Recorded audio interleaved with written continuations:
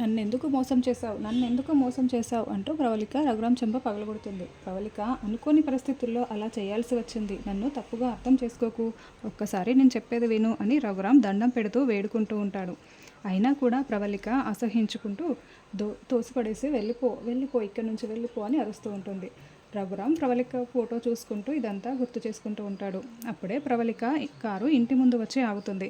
ఎవరబ్బా కారులో మన ఇంటికి వస్తుంది అని శివరాం వాళ్ళందరూ కూడా గుమ్మం బయటికి వచ్చి చూస్తూ ఉంటారు. కాటికి కాలు చాచిన ఈ ఇంటికి ఇంత ఖరీదైన కారులో వచ్చింది ఎవరు అని వెంకట్రావు నోరు తెరుచుకొని మరీ చూస్తూ ఉంటాడు.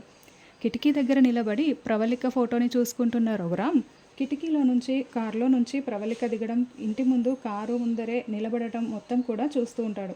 ప్రవళికని చాలా షాకింగ్గా కిటికీలో నుంచి చూస్తూ ఉంటాడు. ప్రవళికలా ఉందే అని బామ్మ అనడంతో లా కాదు ప్రవళికే అని పద్మ చెప్తుంది. ప్రవళిక ఎవరబ్బా నాకు తెలియదే అని వెంకట్రావు పద్మ మాటలు విని అనుకుంటూ ఉంటాడు. కిటికీలో నుంచి ప్రవళికను చూస్తున్న రఘురాం నేరుగా గుమ్మం బయటికి వచ్చి ప్రవళిక ముందుకు వచ్చి నిలబడి ఉంటాడు. ప్రవళిక కూడా సరిగ్గా ముగ్గు దగ్గరికి వచ్చి ఒకరిని ఒకరు చూసుకుంటూ ఉంటారు. ఇక బామ్మ వాళ్ళందరూ కూడా ప్రవళిక రఘురాం వైపు షాకింగ్గానే చూస్తూ ఉంటారు. ఎలా ఉన్నావు రఘు అని ప్రవళిక అడుగుతూ ఉంటుంది. బాగున్నాను అన్నట్లుగా రఘురాం తల ఊపుతూ ఉంటాడు. నోటితో సమాధానం చెప్పకుండా తల మాత్రమే ఊపుతూ ఉంటాడు. ఈ ఊర్లో మీ అన్నయ్యని పేరు పెట్టి పిలిచే మగాడే లేడనుకుంటే ఈ ఆడ లేడీస్ ఎవరే పేరు పెట్టి పిలుస్తున్నారు మీ అన్నయ్యని, అది కూడా బావగారిని అని వెంకట్రావు అనడంతో ఆవిడ మా అన్నయ్య స్నేహితురాలు అని పద్మ చెప్తుంది. బాగా లేని వాడిని పట్టుకొని ఎలా ఉన్నావు అని అడగటం నా మూర్ఖత్వమే అవుతుంది. అయినా నువ్వు ఎలా ఉండాల్సిన వాడివి ఎలా అయిపోయావు? ఏదేమైనా జానకి అలా చేసి ఉండాల్సింది కాదు. నువ్వు ఆ ఇంటిని వదిలి వచ్చేటప్పుడు నా గుండె ఎంత పట్టేసిందో తెలుసా? నేను తట్టుకోలేకపోయాను Raghu.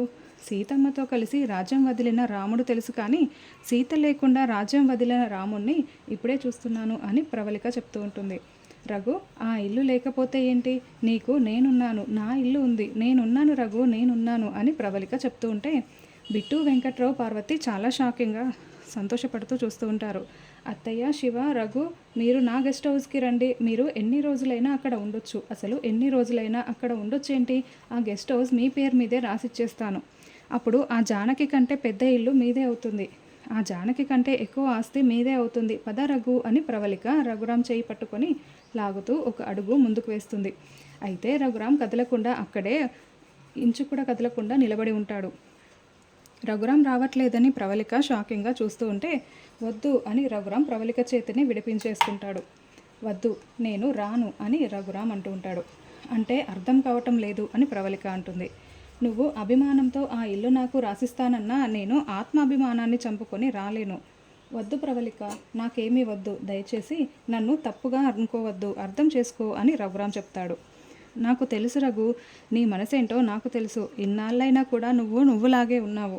Really great Raghu, really great. నువ్వేంటో నాకు తెలియదా అని ప్రవళిక చెప్తూ ఉంటే అప్పుడే బాబూజీ, మేడం కోట్లాస్తి మీకు ఇస్తుంటే రానని చెప్తారేంటి? నా పేరు బావోజీ, నేను మేడం దగ్గర పనిచేస్తూ ఉంటాను. మీరేంటి కోట్ల ఆస్తి వద్దంటున్నారు అని బావోజీ రఘురామ్ని ప్రశ్నిస్తూ ఉంటాడు. రఘు వద్దని చెప్తున్నాడు కదా, మనం బలవంతం చేయటం ఏం బాగుంటుంది? కనీసం వాళ్ళ అవసరాలైనా తీరుద్దాము. ఆ సామాన్లన్నీ తీసుకురమ్మను అని ప్రవళిక చెప్పడంతో అలాగే మేడం అంటూ అతను విజిల్ వేస్తూ ఉంటాడు. ఆ సామాన్లంతా లోపలికి తీసుకువెళ్ళండి అని బావోజీ చెప్తూ ఉంటాడు.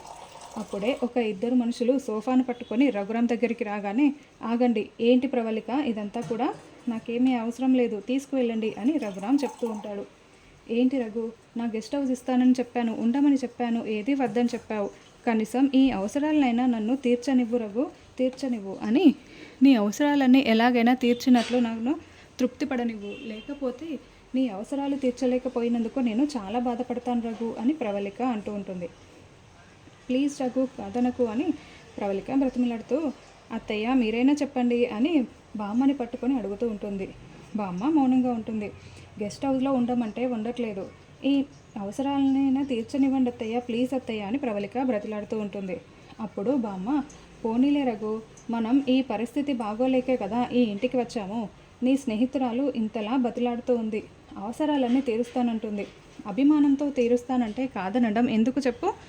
నువ్వు ఓకే చెప్పేసేయి అని బామ్మ చెప్తుంది. చూడు రఘు, అత్తయ్య కూడా ఒప్పుకున్నారు కదా, నువ్వు ఇంకేమీ మాట్లాడకు రఘు. రే, వీటన్నింటినీ తీసుకెళ్ళి లోపల పెట్టండిరా అని ప్రవళిక హడావిడి చేస్తూ ఉంటుంది. రఘురామ్ మౌనంగా అంగీకరిస్తూ ఉంటాడు.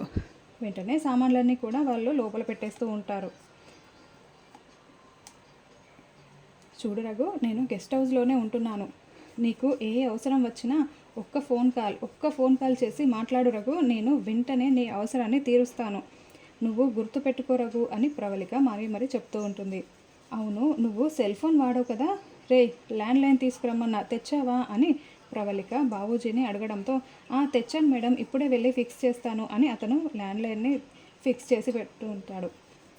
ఒక చీటీలో తన ఫోన్ నెంబర్ రాయించి, ఇదిగో రఘు, ఇది నా ఫోన్ నెంబర్, ఎప్పుడు అవసరం వచ్చినా నాకు ఫోన్ చేయి అని ఆ చీటీని ప్రవళిక రఘురామ్ చేతికి ఇస్తుంది. అయితే రఘురామ్ తీసుకోకుండా మౌనంగా చూస్తూ ఉంటాడు.